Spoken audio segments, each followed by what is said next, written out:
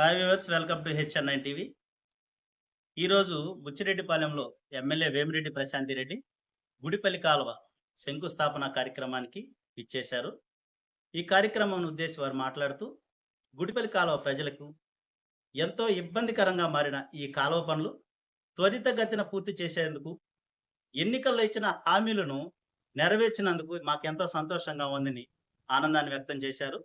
అదేవిధంగా అధికారులు త్వరితగతిన ఈ కాలువ పనులు పూర్తి చేయాలని అధికారాలు జారీ చేశారు. ఈ విజువల్స్ మనం చూద్దాం రండి. శుభవాత్రం జపవిదస్మితే లంబికాం దేవి నమః.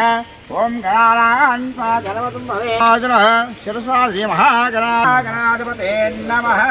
నారాయణామి ఆజమ్య విద్వానస్తోవక్ష్యామి ఆజమ్య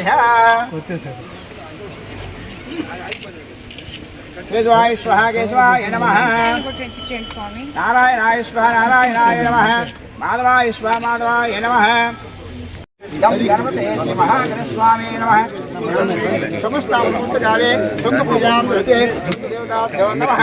ఆవాహయామి సింహాసనస్థాపయామి ఆశ్రమసోపస్థానం ఆపవిష్కానం చేదామః.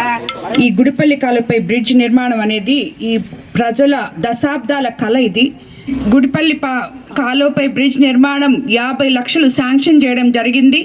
ఈరోజే శంకుస్థాపన కూడా చేసుకున్నాం.